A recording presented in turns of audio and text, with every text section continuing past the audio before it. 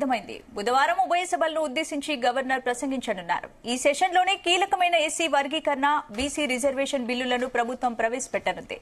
గత 15 నెలల్లో కేవలం 2 సార్లు మాత్రమే అసెంబ్లీకి వచ్చిన కేసీఆర్ ఈసారి ఎక్కువ రోజులు వస్తారని తెలుస్తోంది. పార్టీ ఎమ్మెల్యేలతో సమావేశమైన గులాబీబాస్ ప్రజా సమస్యలపై నిలదీయాలని పిలుపునిచ్చారు. కేసీఆర్ రాకతో అసెంబ్లీ దద్దరిల్లుతుందనే టాక్ వినిపిస్తోంది. మరోవైపు అనర్హత వేటు పడుతుందనే భయంతోనే కేసీఆర్ అసెంబ్లీకి వస్తున్నారని మంత్రి కోమటిరెడ్డి కౌంటర్ ఇచ్చారు. కేసీఆర్ ఎంట్రీతో అసెంబ్లీ సమావేశాలు ఎలా జరగనున్నాయి, అధికార పార్టీ వ్యూహం ఎలా ఉండబోతోందో ఇవాల్టి అంశాలపై ఈ రోజు డిబేట్లో చర్చిద్దాం. భరత్, ఏంటి కేసీఆర్ అసెంబ్లీకి రాబోతున్నారు, ఎలా ఉండే అవకాశం ఉంది? అంటే కేసీఆర్ అసెంబ్లీకి రావడం కూడా ఒక వార్త అయిపోయింది. అంటే మన మీడియా వార్త క్యారీ చేయడం అయిపోయింది. నార్మల్ గా ప్రతిపక్ష నేత ముఖ్యమంత్రి అసెంబ్లీకి రావడం common phenomena till last 10 years. అంటే మీరు చంద్రబాబు నాయుడు, రాజశేఖర్ రెడ్డి ఆ సమయంలో అసెంబ్లీ ఎంత రసవత్తరంగా, అంటే అప్పుడు ఇంత సోషల్ మీడియా కానీ ఎలక్ట్రానిక్ మీడియా ఈ విధంగా డెవలప్ కాలేదు. ఇప్పటికీ మీరు రాజశేఖర్ రెడ్డి, చంద్రబాబు మధ్య జరిగిన కన్వర్జేషన్ ఇప్పటికి కూడా మీరు యూట్యూబ్ లో కానీ ఇతర సోషల్ మీడియా ప్లాట్ఫామ్స్ లో పెడితే లక్షల్లో వ్యూస్ వస్తాయి.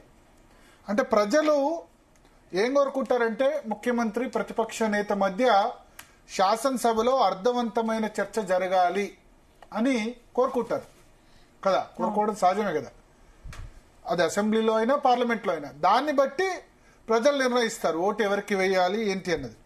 కానీ దురదృష్టవశాత్తు మన దగ్గర అటువంటి సిచ్యువేషన్ లేకుండా పోయింది. అంటే ఇప్పుడు ప్రతిపక్ష నేత అసెంబ్లీకి రావడం అన్నదే ఒక వార్త. అసెంబ్లీకి రావడం అన్నది డ్యూటీ. ప్రతి శాసనసభ్యుడు అసెంబ్లీకి రావాలి. అందుకోసమేది కదా ప్రజలు గెలిపించింది. అది ప్రతిపక్ష నేత కేసీఆర్ అయినా, ముఖ్యమంత్రి రేవంత్ రెడ్డి అయినా, మంత్రులైనా, సాధారణ శాసనసభ్యులైనా ప్రజా సమస్యలు చెప్పాలి. ఎమ్మెల్యేలు అయితే వాళ్ళ నియోజకవర్గాల సమస్యలు, ప్రతిపక్ష నేత అయితే మొత్తం రాష్ట్ర ప్రభుత్వం ఏదైతే తప్పులు చేస్తుందో వాటిని ఎత్తి చూపాలి. అందుకు పర్ఫెక్ట్ వేదిక ఏంటి? ఇప్పుడు మీరు నేను జీ తెలుగు న్యూస్ లేకపోతే ఇంకేదో ఛానల్ చర్చ పెడితే ముఖ్యమంత్రి, ప్రతిపక్ష నేత ఇద్దరు చర్చకు రమ్మంటే రారు కదా. కానీ ఇక్కడ రాజ్యాంగ పరంగా ఒక లెజిస్లేటివ్, జ్యుడిషియరీ, లెజిస్లేటివ్, ఎగ్జిక్యూటివ్ మూడింటికి ఎవరి బాధ్యతలు వాళ్ళకి ఇచ్చారు. చట్టాలు చేసే అధికారం, ప్రజా సమస్యలు చర్చించే అధికారం ఇచ్చారు. కానీ ఫార్చునేట్లీ ఆర్ అన్ఫార్చునేట్లీ కేసీఆర్ అసెంబ్లీకి రావడం అన్నదే పెద్ద వార్త అయిపోయింది. కానీ ఇప్పుడు ఆయన ఏ రోజు వస్తున్నారు? రేపు వస్తున్నారు అసెంబ్లీ. రేపు ఏముంటుంది అసెంబ్లీలో?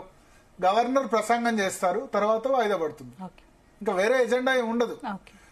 బడ్జెట్ సమావేశాల ప్రారంభం రోజు పార్లమెంట్లో అయితే రాష్ట్రపతి ప్రసంగం చేస్తారు, అది కన్వెన్షన్, అది సంప్రదాయం. అసెంబ్లీలో అయితే గవర్నర్ ప్రసంగం చేస్తారు. కానీ ఆ సంప్రదాయాన్ని గతంలో తమిళిసై సౌందరరాజన్, కేసీఆర్ మధ్య గొడవ జరిగినప్పుడు దాన్ని పాటించలేదు, అది వేరే విషయం.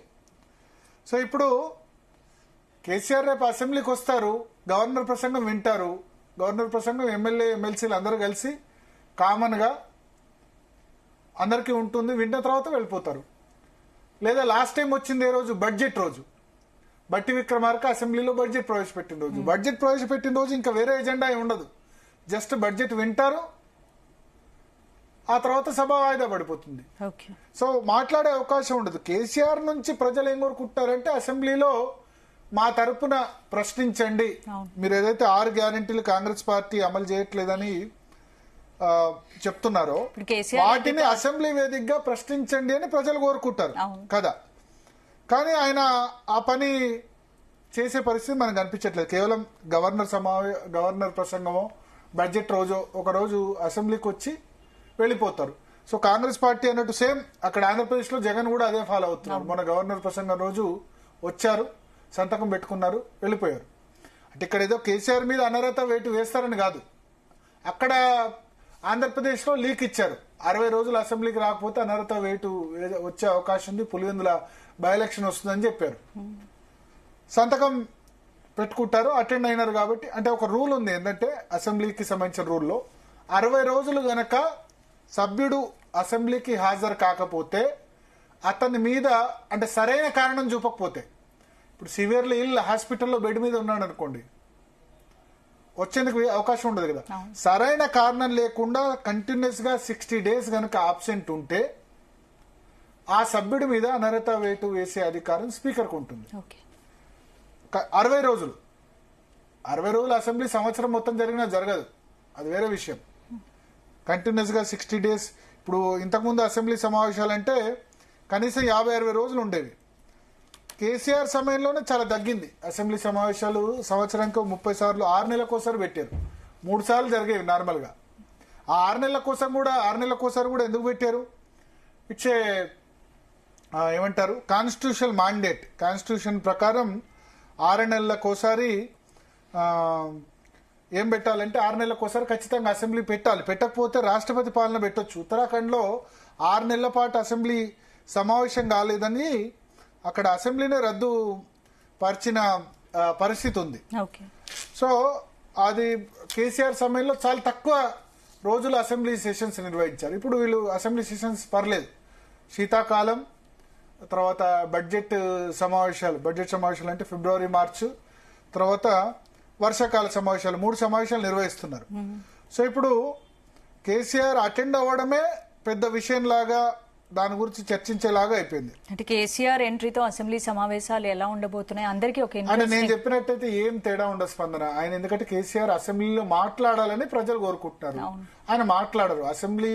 ఇప్పుడు రేపు గవర్నర్ స్పీచ్ తర్వాత కావస్తే మీడియా పాయింట్కి వచ్చి కేసీఆర్ మాట్లాడతారేమో. లాస్ట్ టైం బడ్జెట్ ప్రవేశపెట్టినప్పుడు మళ్ళీ ప్రవేశపెట్టినప్పుడు మీడియా పాయింట్కి వచ్చి కేసీఆర్ మాట్లాడి వెళ్ళిపోయారు అంతే. సో అసెంబ్లీ లోపల మాట్లాడాలని ఏదైతే కోరుకుంటున్నారో అది జరగదు. మనం మాట్లాడదాం ఇదే విషయం మీద. వి ప్రకాష్ గారు రాజకీయ విశ్లేషకులు, కేసీఆర్ ను సన్నిహితంగా చూసిన వ్యక్తుల్లో అత్యంత సన్నిహితంగా చూసిన వ్యక్తుల్లో ఆయన కూడా ఒకరు. సో ప్రకాష్ గారు నమస్కారం. భరత్ గారు నమస్కారం. అసెంబ్లీ సమావేశాలు స్టార్ట్ అవుతున్నాయి. సో కేసీఆర్ సభలో మాట్లాడడం మనం చూడొచ్చా? ఓన్లీ గవర్నర్ ప్రసంగం బడ్జెట్ స్పీచ్ అక్కడి వరకు మాత్రమే ఆయన అటెండ్ అయ్యి వెళ్తారా? ఈ సెషన్ కి ఏం రాకపోవచ్చు, ఎందుకంటే జస్ట్ అటెండెన్స్ మ్యాండేటరీ కాబట్టి అటెండెన్స్ ఇస్తే వెళ్ళిపోతుండొచ్చు. ప్రజెంట్ చేసేటప్పుడు కాసేపు కూర్చొని వెళ్ళిపోతారు లాస్ట్ టైం లాగానే. బహుశా ఈ సెషన్ కి తను రాకపోవచ్చు, ఎందుకంటే ఆయన ఎంట్రీ అనేది రీ ఎంట్రీ అంటాం కదా, అది సభలతోనే April 27 సభతోనే బాగుంటదని అందరు అనుకుంటున్నారు. కాబట్టి రాకపోవచ్చు అని నేను అనుకుంటున్నా. ఓకే, అంటే ఒకవేళ అటెండ్ అయినా సరే కేవలం గవర్నర్ స్పీచ్ వరకు విని బడ్జెట్ సెషన్ ఆ స్పీచ్ వరకు విని మాత్రమే అటెండ్ అవుతారు అంతే. అంతే మాట్లాడే అవకాశం లేదు. మొత్తం ఈ టర్మ్ లో ఈ 5 సంవత్సరాల టర్మ్ లో అసెంబ్లీలో మాట్లాడే అవకాశం ఉందా? ఈ April 27 తర్వాత బహుశా రావచ్చు, ఎందుకంటే ఇంకా ప్రజల లోపల ఒక నెగటివ్ ఫీలింగ్ వస్తుంది. ప్రతిపక్ష నాయకునిగా ఉన్నాడు కదా, ప్రతిపక్ష నాయకునిగా ఉండి తను ప్రజల నుంచి వచ్చిన ట్యాక్సెస్ తోని ఉన్నారు, సెక్యూరిటీ ఉంది, అంటే కేబినెట్ ర్యాంక్ ఇస్తారు కాబట్టి ఇవన్నీ తీసుకున్నప్పుడు అది తీసుకునే ముందే ఆయనే ఆలోచించుంటారు. యాక్చువల్ గా మేమందరం కూడా కడియం శ్రీహరి గారిని ప్రతిపక్ష నాయకుని చేస్తే బాగుంటదని సజెస్ట్ చేశాం ఆ రోజుల్లో. నేను మీడియా పరంగానే చేశాను, కొందరేమో డైరెక్ట్ గా ఆయనతో మాట్లాడి చెప్పారు. బట్ ఆయన ఎవరికి ఇవ్వకుండా తనే ఎంచుకునే కారణం ఏంటంటే తన ప్రతిపక్షంలో కూర్చోవాలనుకున్నప్పుడు ముందు ఒక 1 year పాటు సమయం ఇద్దాము, ఇంకా తర్వాత తన మాస్కి రావడం మాట్లాడడం ఇదంతా ప్రారంభించాలని ఆయన అనుకున్నారు. కాబట్టి నెక్స్ట్ సెషన్స్ నుంచి మనం ఎక్స్పెక్ట్ చేయొచ్చు ఆయన అసెంబ్లీకి వచ్చి ప్రతిపక్ష నాయకుని పాత్రను ఆయన తప్పకుండా నిర్వహిస్తారు. నెక్స్ట్ సెషన్ నుంచి సేమ్ ప్రభుత్వాన్ని క్వశ్చన్ చేయొచ్చా? చేసే అవకాశం ఉందా? మీరు ఆ దిశగా ఆలోచన చేస్తున్నారా? వినబడలేదు భరత్, ఒకసారి మళ్ళీ రిపీట్ చేయాలి. అంటే నెక్స్ట్ సెషన్ నుంచి ఇట్లా ఇప్పుడు గవర్నర్ స్పీచ్ బడ్జెట్ ప్రవేశపెట్టినప్పుడు అసలు వేరే ఎజెండా ఏముండదు, ఓన్లీ గవర్నర్ స్పీచ్ అయిపోయిన తర్వాత సభ అయిపోతుంది అంతే. అట్లాగే బడ్జెట్ ప్రవేశపెట్టినప్పుడు కూడా ఓన్లీ ఆర్థిక మంత్రి బడ్జెట్ ప్రవేశపెడతారు, సభ నెక్స్ట్ డేకు వాయిదా పడుతుంది, నెక్స్ట్ డేనో ఆ నెక్స్ట్ డేకో వాయిదా పడుతుంది. బట్ ప్రజలు కేసీఆర్ నుంచి ఎక్స్పెక్ట్ చేస్తుంది ఆయన అసెంబ్లీలో మాట్లాడాలి, క్వశ్చన్ చేయాలి, తమ సమస్యల గురించి మాట్లాడాలి. 6 గ్యారంటీసో లేకపోతే కాంగ్రెస్ ప్రభుత్వ వైఫల్యాల గురించి మాట్లాడాలనో లేకపోతే రేవంత్ రెడ్డి వర్సెస్ కేసీఆర్ ఇద్దరు ఏ విధంగా వాళ్ళ వాగ్దాటి ప్రదర్శిస్తారు, ఇటువంటివి చూడాలని ఎక్స్పెక్ట్ చేస్తారు కదా. అదే అటువంటి చూడాలంటే ఫస్ట్ ఆయన ప్రజలకి అసెంబ్లీ వేదికగా కాకుండా బహిరంగ సభ వేదికగానే ఆయన ఎంట్రీ ఇస్తారు. ఈ 14-15 నెలల్లో రేవంత్ రెడ్డి ఎట్లా ఫెయిల్ అయ్యింది అనేది ఆయనకు సభలో చెప్పడానికి అంత స్కోప్ ఉండదు. కాబట్టి ఆయన బహిరంగ సభలోనే ఫస్ట్ ఎందుకంటే ఎప్పుడు కేసీఆర్ గారి మెంటాలిటీ ఏంటంటే good beginning is of success అని ఆయన నమ్ముతాడు. అంటే ఏదైనా ముహూర్త బలం అని మనం అనుకుంటాం కదా, ముహూర్తం అంటే ఆయన దృష్టిలో కేవలం పండితులు పెట్టేదే ముహూర్తం కాదు. ప్రజలకు నేరుగా రీచ్ కావాలంటే దానికి ఒక టైం వస్తుంది.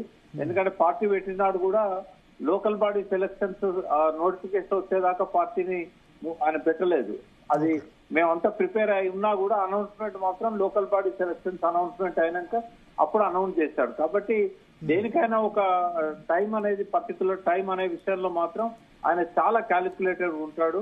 ఆయన ఇప్పుడు అసెంబ్లీకి వచ్చి ఆఫ్ మాట్లాడేదానికంటే పబ్లిక్ మీటింగ్ తోనే ఆయన రీఎంట్రీ ఇస్తారు. ఇంకా తర్వాత ఆయన కంటిన్యూ అవుతారు. అసెంబ్లీ సెషన్స్ నెక్స్ట్ వచ్చే వింటర్ సెషన్ గానీ సమ్మర్ సెషన్స్ లలో గానీ ఆయన కంటిన్యూ ఉంటారు. కాబట్టి ఈ బహిరంగ సభ అయ్యేదాకా మనం ఎక్స్పెక్ట్ చేయడం అనేది కష్టమే కొంచెం. అంటే గతంలో మనం చూసాం చంద్రబాబు నాయుడు రాజశేఖర రెడ్డి మధ్య 99 నుంచి 2009 వరకు కన్వర్జేషన్ ప్రజలు చాలా సైట్స్ కూడా తీసుకున్నారు. వాళ్ళిద్దరు ఒకళ్ళ మీద ఒకళ్ళ సవాళ్ళు ఇప్పటికీ ఆ స్పీచ్లు పెడితే కనుక సోషల్ మీడియాలో లక్షల్లో చూస్తూ ఉంటారు. సో ఇప్పుడు కేసీఆర్ వర్సెస్ రేవంత్ రెడ్డి వాళ్ళిద్దరిని సభ ద్వారా చూడాలనుకుంటారు. ఈ 5 ఏళ్ల కాలంలో మనం చూడొచ్చా కేసీఆర్ వర్సెస్ రేవంత్ రెడ్డి అన్నది?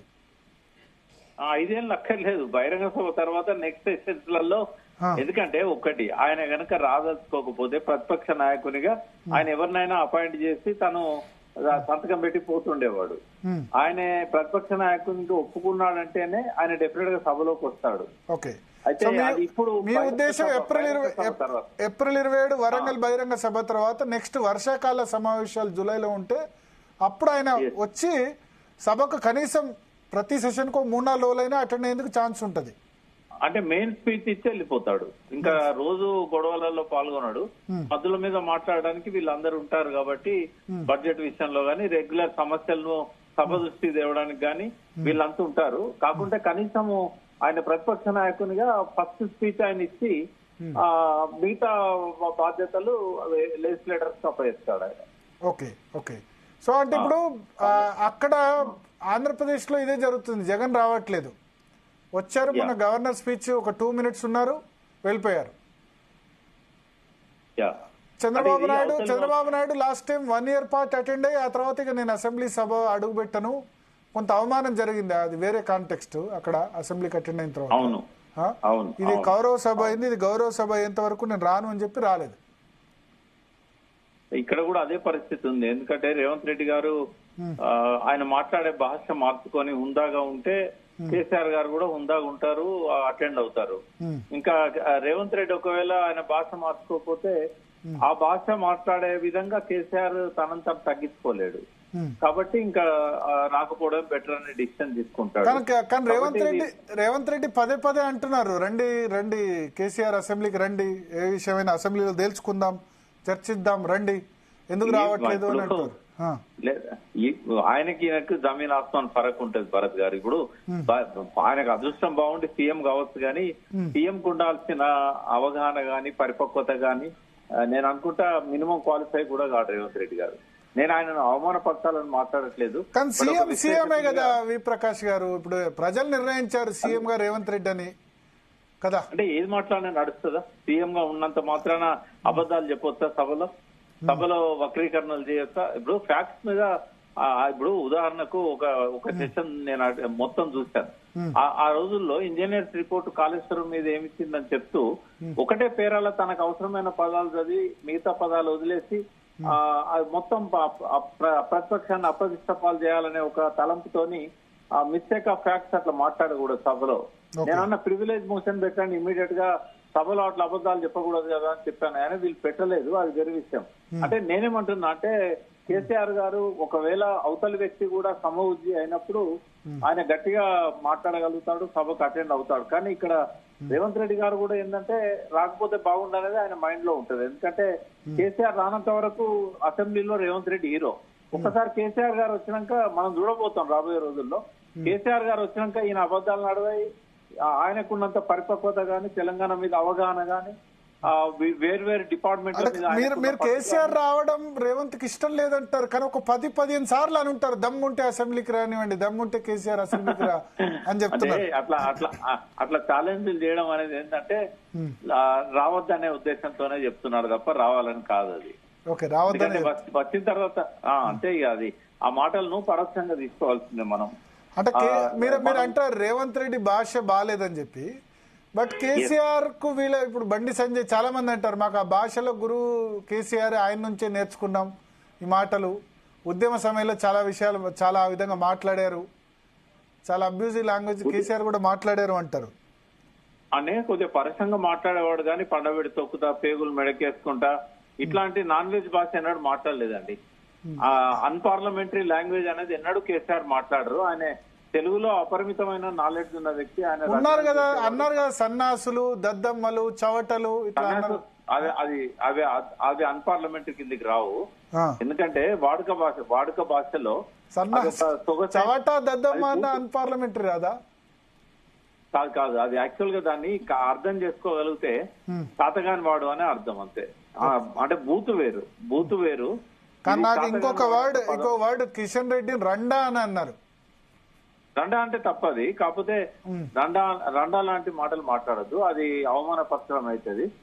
రండా అనేది వేరు. సన్యాసి అంటే ఏంది భరత్ గారు, మీరు చెప్పండి నాకు.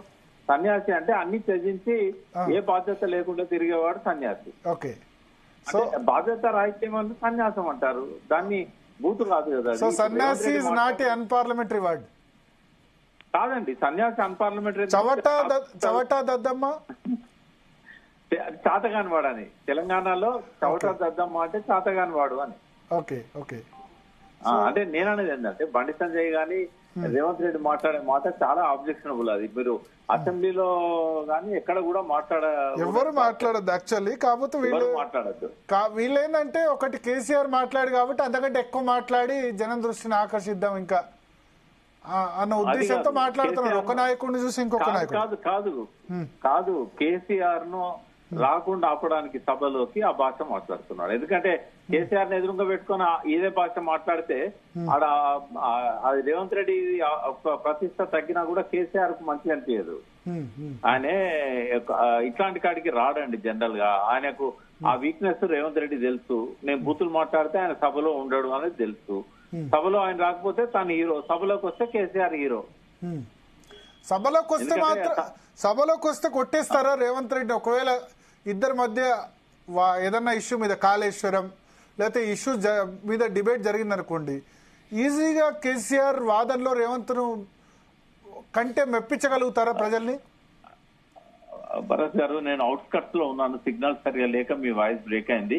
ఒకటైతే నేను చెప్పగలుగుతా, సభా నాయకునిగా హుందాగా మాట్లాడితే పదే ఆయన రావడానికి అవకాశం ఉంటది. కానీ ఇంత ముందు మాట్లాడినట్టే ఆయన కనుక తన స్థాయిని మర్చి మాట్లాడితే కేసీఆర్ గారు మాత్రం రారండి. వచ్చి అటెండెన్స్ తీసుకుపోతాడు. మా అంటే ఒక ప్రతిపక్ష నాయకునిగా ప్రధాన ఉపన్యాసం చేసిపోతాడు తప్ప సభలో కంటిన్యూగా కూర్చునే అవకాశం అయితే ఉండదు. అంటే లాస్ట్ అంటే మీకు వినబడుతుందో లేదని నేను అడుగుతున్నా, ఒకవేళ కేసీఆర్ రేవంత్ రెడ్డి మధ్య నిజంగా అర్థవంతమైన చర్చ జరిగితే మీరు ఎవరు ప్రజల మెప్పు పొందుతారంటారు? ఎందుకంటే మీరు ఒక మాట లాస్ట్ టైం నాకు చెప్పారు టీవీలోనే, కేసీఆర్ ప్రసంగాలు మొన్న ఎలక్షన్స్ లో బాగాలేవు, ఆకట్టుకోలేదు, చాలా మంది అన్ని ఒకటే స్టైల్ ప్రసంగం, అదే సమయంలో అవతలి ప్రసంగాలు బాగున్నాయి అన్నారు. భరత్ గారు అసలు వినబడతలేదా? ఓకే ఓకే ఓకే, ఏం అర్థం కావట్లేదు, సడన్ గా సిగ్నల్స్ అని డ్రాప్ అయినాయి. Okay okay okay okay, thank you V Prakash garu. మళ్ళీ ఒకసారి పీసీఆర్ అవకాశం ఉంటే కలపండి వి ప్రకాష్ గారి కాల్ను. సో స్పందన మొత్తానికి వి ప్రకాష్ అయితే ఒకటి చెప్తున్నారు, ఇప్పుడు ఏప్రిల్ 27న వరంగల్లో సభ ఉంది, ఆ సభ వరకు అయితే రారు, ఆ సభ తర్వాత మాత్రం రావచ్చు అని చెప్తున్నారు. వి ప్రకాష్ గారు కనెక్ట్ అవుతుందా, వినిపిస్తుందా? ఇప్పుడు కొద్దిగా వినబడుతుంది, చెప్పండి. ఒకటి నేను అడిగేది ఏంటంటే, ఒకవేళ సభకు కేసీఆర్ రేవంత్ రెడ్డి ఇద్దరు వస్తే ఈ ఇద్దరిలో వాదనా పటిమలో ఎవరు విన్నర్ అవుతారు ప్రజల దృష్టిలో? మీరు 4 కోట్ల మందిలో ఎవరినంటే చెప్తారు. ఎందుకంటే రేవంత్ రెడ్డి గారికి ఇంకా ఒక వాక్చాతుర్యం ఉన్నది, ఆయనకు చదివే ఓపిక కూడా ఉంది, నేను కాదనను. కానీ ఇంకా అవగాహన పెంచుకోవాలి. ఆయన ఇప్పుడు ఒక్కో రంగం మీద కేసీఆర్ గారికి ఉన్న అవగాహన ఆయనకి ఇంకా రాలేదు. అంటే ఈయనకు కూడా మొదటి రోజే రాదు కదా. తెలంగాణ ఉద్యమంలో అన్ని విషయాలను చాలా కూలంకషంగా అధ్యయనం చేశాడు కాబట్టి ముఖ్యమంత్రి కాగానే కొంత వాటి మీద గ్రిప్ వచ్చింది. రేవంత్ రెడ్డి గారికి ఏంటంటే ఆయన ఉద్యమ కాలంలో పెద్దగా తెలంగాణ సమస్యల గురించి ఆయన ఆలోచించలేదు కాబట్టి ముఖ్యమంత్రి అయినాకనే ఆయన ఫోకస్ చేయడం మొదలు పెట్టాడు. ఆయనకు డిసడ్వాంటేజ్ ఏంటంటే లాస్ట్ 5 years ఆయన పార్లమెంట్ సభ్యునిగా ఉండడం కూడా ఆయన కొంత మైనస్ అయింది. ఇప్పుడు అయినా రేవంత్ రెడ్డి గారు ఎదుగుతున్నారు, చాలా విషయాల మీద అంశాల మీద పట్టు సంపాదిస్తున్నారు. బట్ ఇప్పటికిప్పుడైతే రాదు ఆయనకు. ఒకవేళ కేసీఆర్ గారు సభలోకి వస్తే తప్పకుండా అధ్యయనం చేయాల్సిన అవసరం ఆయన మీద ఉంటుంది. ఆయన జనరల్ గా బ్రీఫ్ చేస్తేనే ఆయన మాట్లాడగలుగుతాడు. కేసీఆర్ గారికి ఎవరు బ్రీఫ్ చేయాల్సిన అవసరం లేదు. ఆయనే అందరికి బ్రీఫ్ చేసే స్థాయికి ఎదిగాడు, అధికారులకు కూడా. కానీ మీరు ఒకటి అన్నారు కదా, మొన్న ప్రసంగాలు ఎలక్షన్స్ లో, లాస్ట్ అసెంబ్లీ ఎలక్షన్స్ లో కొంచెం డల్ గా ఉన్నాయి, అన్ని మూస పద్ధతిలో ఉన్నాయి. ఆ విషయం నేను కేసీఆర్ కూడా చెప్పాను అని చెప్పి. కేసీఆర్ మించిన స్పీకర్ ఎవరు లేరు. కానీ కాలానికి అనుగుణంగా ఈ మధ్యలో ఆయన ఆకట్టుకోవట్లేదు స్పీచెస్. పార్లమెంట్ ఎలక్షన్స్ అయినా అసెంబ్లీ ఎన్నికల్లో అయినా కరెక్ట్ గా తాకలేదు. గతంలో వచ్చిన రెస్పాన్స్ ఈ మధ్య రావట్లేదు అని కూడా అంటున్నారు. అంటే అసెంబ్లీలో అట్లా ఉండకపోవచ్చు, ఎందుకంటే అసెంబ్లీలో సమస్యల మీద తర్వాత పరిస్థితుల మీద మాట్లాడతారు కాబట్టి ఎలక్షన్ స్పీచెస్ కు ఉండే స్కోప్ వేరు, అసెంబ్లీ స్పీచెస్ కు ఉండేది వేరు. ఇప్పుడు మీరు బడ్జెట్ ఉంది, బడ్జెట్ లో అనేక రంగాల మీద అనర్గళంగా ఆయనకు మెమరీ పవర్ కూడా చాలా ఎక్కువ అండి కేసీఆర్ గారికి. ఆయన ప్రతి విషయాన్ని గుర్తుపెట్టుకుంటారు. స్టాటిస్టిక్స్ కూడా ఆయన ఫింగర్ టిప్స్ మీద ఉంటాయి. అంటే ఆ రేవంత్ రెడ్డి గారికి ఏమో అప్పటికప్పుడు బ్రీఫ్ చేయాల్సి వస్తుంది కాబట్టి ఆయనకు అధికారులు వచ్చి చెప్తే తప్ప ఆన్సర్ ఇవ్వలేడు. కానీ కేసీఆర్ గారికి ఎవరు అధికారం చెప్పాల్సిన అవసరం లేదు. ఆయన 9.5 సంవత్సరాలు ముఖ్యమంత్రి ఉన్న టైంలో కానీ ఉద్యమకారునిగా కానీ బాగా స్టడీ చేశారు ఈ విషయాల మీద. ఎందుకంటే ఎక్కువ భాగం నేను ఉండేవాడిని ఉద్యమ కాలంలో. ఆయన మొదటి టర్మ్ లో కూడా ముఖ్యమంత్రి ఉన్నప్పుడు నేను ఏ పదవి తీసుకోలేదు కాబట్టి ఛాంబర్ లో నన్ను తనతో పాటు కూర్చోబెట్టుకునేవాడు. చాలా అంటే దాదాపు 2-3 సంవత్సరాల పాటు నేను ప్రతిరోజు ఆయనతో పాటు రివ్యూలలో వాటిలలో పాల్గొంటూ ఉండేది. నాకు ఆయనకున్న వాదన పటమే కాకుండా పరిస్థితులను అర్థం చేసుకోవడంలో క్లారిటీ గాని, తెలంగాణ భౌగోళిక నైసర్గిక పరిస్థితులే కాకుండా అన్ని డిపార్ట్మెంట్లలో బడ్జెట్ సంబంధించిన ఫిగర్స్ అన్ని కూడా ఆయన ఫింగర్ టిప్స్ మీద ఉండేది. ఎవరన్నా మనము ఈ బడ్జెట్ కొంచెం ఈ రకంగా మాడిఫై చేస్తే బాగుంటుందంటే ఆయనకు లాస్ట్ టైం మనం ఇంత అలొకేట్ చేశాం కదా అని చూడకుండా చెప్పగలిగేవారు. లాస్ట్ టైం కంటే తక్కువ చేస్తాము, మనం ఎక్కువ చేయాలి కదా. ఇట్లాంటి విషయాల మీద ఆయనకు బాగా మెమరీ పవర్ కూడా బాగుందండి. కేసీఆర్ గారికి ఉన్న మెమరీ పవర్ ను మనం ఏ నాయకుల లోపల చూడలేం మనం, అంత మెమరీ పవర్ ఉంటుంది ఆయనకి. కాబట్టి ఈ విషయాల మీద రేవంత్ రెడ్డికి ఇది ఒక మైనస్ పాయింట్. ఎందుకంటే అధికారులు బ్రీఫ్ చేస్తే తప్ప ఆయన చెప్పలేడు. కేసీఆర్ కి ఏమో అధికారులు బ్రీఫ్ చేయాల్సిన అవసరం లేదు, స్పాంటేనియస్ గా చెప్పగలుగుతాడు. అసెంబ్లీలో ఈ రెండే చూస్తారు ప్రజలు, ఎవరు కరెక్ట్ గా. రేవంత్ రెడ్డి కూడా స్టడీ చేస్తారు కదా, పేపర్లు అవి స్టడీ చేసి ఏదో ఒక ట్విస్ట్ తనకు, మీరు అన్నట్టు తనకు అనుకూలమైన పాయింట్, ప్రజలకు నచ్చే పాయింట్ ఏదో ఆ విషయంలో కొట్టగలరు కదా. అంటే అక్కడ గురువు ఉన్నప్పుడు శిష్యుని నడవదు భరత్. నాకు తెలిసి వాళ్ళు రాజకీయంగా శత్రువులైనా కూడా రేవంత్ రెడ్డి గారు రాజకీయంగా ఎదిగిందంతా కేసీఆర్ ను చూస్తే. కేసీఆర్ పార్టీ కదా, కేసీఆర్ పార్టీ కాకుండా బయట టీఆర్ఎస్ పార్టీ కదా. అంటే స్ట్రాటజీస్ విషయంలో ఆయన స్ట్రాటజీస్ విషయంలో కేసీఆర్ నే అనుకరిస్తాడు. ఆయన మీరు ఆఫ్ ది రికార్డ్ అడిగితే చెప్తాడు, కేసీఆర్ గారి ప్రభావం 90% రేవంత్ రెడ్డి గారి మీద ఉంటుంది. అంటే మరి కేసీఆర్ రేవంత్ రెడ్డి గురువు కేసీఆర్ అనే అంటారా? నేనే కాదు, ఇప్పుడు మీరు అడిగినా ఆయన చెప్తారు. ఆఫ్ ది రికార్డ్ మీరు అడగండి. ఆయన చంద్రబాబు నాయుడుతోని ప్రభావితం అయిన దానికంటే కూడా చంద్రబాబు నాయుడుతో లాభపడ్డాడు, చంద్రబాబు నాయుడుని ఉపయోగించుకుంటున్నాడు. కానీ ఆయన మీద పూర్తిగా ప్రభావం పడ్డది కేసీఆర్ గారిది. మాటలు, వాక్చాతుర్యంగా. అంటే పార్టీలో లేకపోయినా సరే, ఇప్పుడు ద్రోణాచార్యుడు తర్వాత ఏకలవ్యుడు పోలిక చేసుకోవచ్చండి. ఎందుకంటే ఆయన పూర్తిగా ఫాలో అవుతున్నది కేసీఆర్ గారిని. ఓకే, అంటే మాటల్లో లేదా మిగతా మాటల్లో ప్రతి విషయంలో మళ్ళా ఆయన కూడా బాగా అధ్యయనం చేస్తాడు రేవంత్ రెడ్డి. Okay okay. ఇప్పుడు ఆయన ఇంకో 2 సంవత్సరాలు పడుతుంది నా కేసీఆర్ గారి లాగా ప్రతి విషయం మీద పట్టు సంపాదించాలంటే 1 to 2 years ఈజీగా పడుతుంది ఆయనకి. కానీ ఎందుకు ఇటీవల ఇట్లా సభల్లో చర్చలకు సంబంధించి అంశం తగ్గింది ఓవరాల్ గా? ఏ శాసనసభ్యులైనా ఇదివరకు మనం చంద్రబాబు నాయుడు, రాజశేఖర రెడ్డి 10 సంవత్సరాలు చూసాం. 99 to 2004 ఒకళ్ళు ముఖ్యమంత్రి ఉండే, చంద్రబాబు ముఖ్యమంత్రి ఉన్నప్పుడు రాజశేఖర రెడ్డి వాళ్ళిద్దరి మధ్య ఆర్గ్యుమెంట్. మళ్ళీ 2004 to 2009 రాజశేఖర రెడ్డి వర్సెస్ చంద్రబాబు.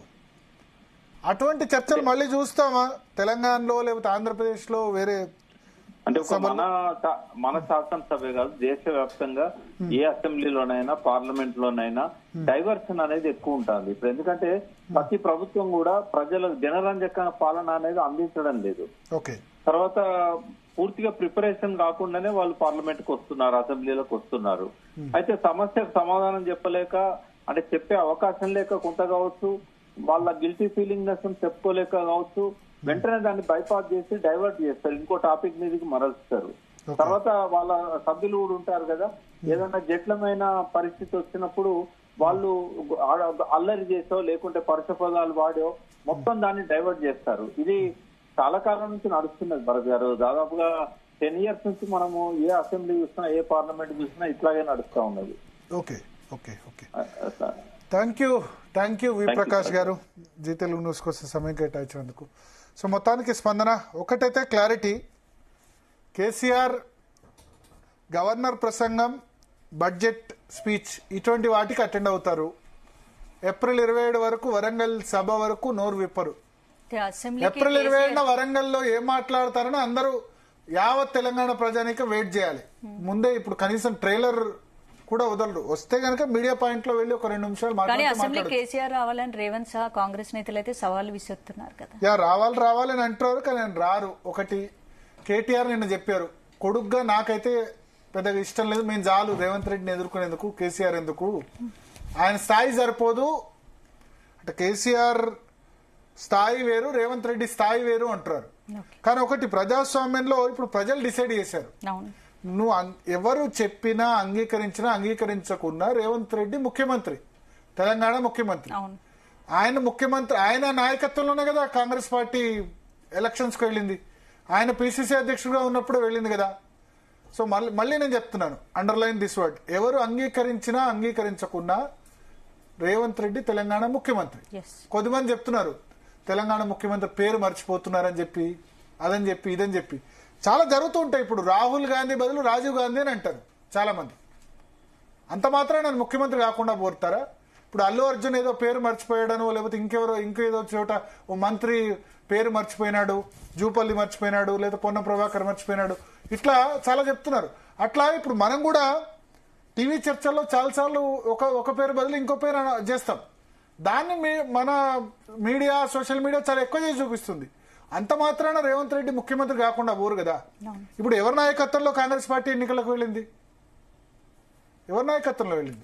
రేవంత్ రెడ్డి నాయకత్వం కదా. రేవంత్ రెడ్డి 3 సంవత్సరాలుగా పిసిసి అధ్యక్షుడిగా ఉండి కాంగ్రెస్ పార్టీని విజయపథంలోకి నడపబట్టే కదా. సో ముఖ్యమంత్రి స్థాయిని ముఖ్యమంత్రి ముఖ్యమంత్రి కదా. ఆయన 3 సంవత్సరాలు రేవంత్ రెడ్డి ఫైట్ చేస్తేనే కదా ప్రతిపక్ష పార్టీకి సంబంధించిన పిసిసి అధ్యక్షుడిగా ఉండి ఫైట్ చేస్తేనే కదా కాంగ్రెస్ పార్టీ అధికారంలోకి వచ్చింది. ఆయన కొన్ని చోట్ల పాదయాత్ర చేశారు కదా, ఆయన కంట్రిబ్యూషన్ ఉంది కదా. బట్టి విక్రమార్క పాదయాత్ర ఆదిలాబాద్ నుంచి ఇక్కడ వరకు చేశారు. రేవంత్ రెడ్డి కూడా పాదయాత్ర చేశారు జిల్లాల వారిగా. ఆయన నేతృత్వంలోనే కదా ఎన్నికలకు వెళ్ళింది. కేసీఆర్ ను వద్దనుకునే కదా రేవంత్ రెడ్డిని సీఎంగా కూర్చోబెట్టింది. సరే, ఇప్పుడు మళ్ళీ రేవంత్ రెడ్డి సక్సెస్ అవుతారా లేదా అన్నది వేరే మాట. బట్ రేవంత్ రెడ్డి స్థాయి సరిపోదన్నది కరెక్ట్ కాదు. Is Telangana chief minister, second Telangana chief minister. KCR తర్వాత రేవంత్ రెడ్డి నిస్సందేహంగా రెండవ తెలంగాణ రాష్ట్రానికి రెండవ ముఖ్యమంత్రి అంటే రేవంత్ రెడ్డి అనే చెప్పాలి కదా. సో స్థాయి సరిపోదన్నది అది కరెక్ట్ కాదు. మరోవైపు భరత్, ఎస్సీ వర్గీకరణ, బీసీ రిజర్వేషన్ బిల్లులు ప్రవేశపెట్టనున్నారు కాబట్టి ఏంటి, మరోవైపు కులగణన సర్వే సరిగ్గా చేయలేదని విపక్షాలు పదే ఆరోపిస్తున్నాయి. మరి ఏంటి బిల్లులపై ఎస్సీ వర్గీకరణకు సంబంధించి ఇప్పుడు దానిలో ఆల్రెడీ షమీమ్ అఖ్తర్ కమిటీ నివేదిక పెట్టింది. సరే, మందకృష్ణ మాదిగా అబ్జెక్షన్స్ ఉన్నాయి. బట్ మోస్ట్లీ అన్ని పార్టీలు ఆ విషయంలో పెద్దగా ఏ పార్టీ వ్యతిరేకించదు ఎస్సీ వర్గీకరణ, అన్ని పార్టీలు సపోర్ట్ జరుగుతుంది. కొట్లాడతారు, ఇదవుతారు, ఎంతైనా జరుగుతుంది. కాంగ్రెస్ పార్టీ ఒక డిసిజన్ తీసుకుంది, సస్పెండ్ చేయం బీఆర్ఎస్ ను అని చెప్పి. లాస్ట్ 1 year గా ఒక్కసారి కూడా సస్పెండ్ చేయలేదు. మీరు గుర్తుపెట్టుకోండి, లాస్ట్ 1 year లో బీఆర్ఎస్ పార్టీ ఏ ఒక్క శాసనసభ్యుని కూడా సస్పెండ్ చేయలేదు సభలోంచి. చాలా మంచి డిసిజన్ అంటాను. ఎంత గొడవ చేసినా ఏం చేసినా రేవంత్ రెడ్డి చెప్పారు, మేము సస్పెండ్ చేయం, మీరు ఇక్కడనే కూర్చోవాలి, ఎంత చేసినా సస్పెండ్ చేయొద్దు అని చెప్పారు. అదే ప్రకారం ఫాలో అవుతున్నారు. సో ఎస్సీ వర్గీకరణ బీసీకి సంబంధించి 42% బీసీలకు ఇస్తామంటే వద్దని రాజకీయ పార్టీ ఎవరు ఉండరు. అందరు ఇస్తామంటారు. అల్టిమేట్ గా అది పంపించాల్సింది కేంద్రానికి. కేంద్రం 42% అంటే ఆల్రెడీ ఇప్పుడు 50% రిజర్వేషన్స్ అమలు అవుతున్నాయి. అది ఇంప్లిమెంట్ కేంద్రం ఏం చెప్తుంది, సింపుల్, ముస్లిం రిజర్వేషన్స్ కూడా, ముస్లింలు కూడా బీసీలు ఉన్నారు కాబట్టి మేము దాన్ని ఇంప్లిమెంట్ చేయమంటారు. ఏదో ఇదంతా రొటీన్ ప్రాసెస్. వర్గీకరణ ఇంప్లిమెంట్ అవుద్ది. వర్గీకరణ వ్యతిరేకించే రాజకీయ పార్టీ ఏం లేదు. కాంగ్రెస్, బీజేపీ, బీఆర్ఎస్ అన్ని పార్టీలు సపోర్ట్ చేస్తున్నాయి. వర్గీకరణ అయిపోద్ది. కాబట్టి మందకృష్ణ మాదిగా చెప్పినట్టే ఎగ్జాక్ట్ గా అదే టర్మ్ లో వర్గీకరణ కాదు. ఓవరాల్ గా ఈ సెషన్ లో హైలైట్ ఏంటంటే కేసీఆర్ చూడాలి మరి ఆయన కేవలం నా ఎక్స్పెక్టేషన్ గవర్నర్ స్పీచ్ లేదా బడ్జెట్ ప్రవేశపెట్టే రోజు ఇటువంటి రోజులు మాత్రమే వస్తారు. వి ప్రకాష్ కూడా అదే చెప్పారు. ఆయన ఏమంటారంటే తర్వాత రావచ్చు, ఈ సెషన్స్ కాకుండా నెక్స్ట్ సెషన్స్ లో రావచ్చు అంటున్నారు. నాకైతే అది కూడా నమ్మకం లేదు. ఈ 5 సంవత్సరాలు కూడా ఇటువంటి గవర్నర్ స్పీచ్ లేకపోతే బడ్జెట్ రోజు ఇటువంటి రోజులే వస్తారు. ఎందుకంటే సభకు వస్తే మరి కేసీఆర్ కు ఫుల్ గా మైక్ ఇవ్వాలి. ఆ మైక్ ఆయన డిస్టర్బెన్స్ వస్తే కేసీఆర్ కి అసలు నచ్చదు. ఆయన ప్రెస్ కాన్ఫరెన్స్ లో లేకపోతే ఏదైనా మాట్లాడుతుంటే ఎవరైనా సౌండ్ చేస్తే ఎట్లా కామెంట్ చేస్తే ఎవడే చప్పుడు చేసేదని లైవ్ లోనే మాట్లాడుతూ ఉంటాం కదా. సో ఆ డిస్టర్బెన్స్ మాట్లాడుతుంటే డిస్టర్బ్ చేస్తే అస్సలు కేసీఆర్ ఒప్పుకోరు. సో ఆ విధంగా స్పీకర్ కూడా మైక్ ఇవ్వాలి కదా. కాబట్టి సమస్యలపై అయితే నిలదీయాలని ఎమ్మెల్యే ఎమ్మెల్సీలకు అయితే కేసీఆర్ దిశానిర్దేశం అయితే బెస్ట్లీ ఇప్పుడు టీఆర్ఎస్ వాళ్ళ శాసనసభ పక్ష సమావేశం జరిగింది కాబట్టి అదే చెప్తారు. సమస్యలపై నిలదీయాలి, సమస్యల మీద ప్రశ్నిస్తామని చెప్తారు. ఆబ్వియస్లీ ఒకవేళ కేసీఆర్ లేకున్నా వాదన పటిమలో కేటీఆర్ ఉన్నారు, హరీష్ రావు ఉన్నారు, తక్కువేం లేరు. టీఆర్ఎస్ లో కౌన్సిల్లో కవిత ఉన్నారు, మిగతా నేతలు కూడా చాలా మంది ఉన్నారు. ఇప్పుడు దాసో శ్రవణ్ కూడా కౌన్సిల్కి వచ్చారు. సో గట్టిగానే ప్రభుత్వానికి గట్టిగానే కేసీఆర్ ఉన్నా లేకున్నా ఇస్తారు. కానీ కేసీఆర్ వచ్చి మాట్లాడాలని కోరుకుంటున్నారు ప్రజలు, ఆయన ప్రశ్నించాలని. కానీ ఈ సెషన్ లో అయితే ఆయన సభలో ఆయన మాట్లాడే అవకాశం నేరుగా ఉండకపోవచ్చు. బహుశా మీడియా పాయింట్ లో వరకు మాట్లాడవచ్చు. రైట్ భరత్.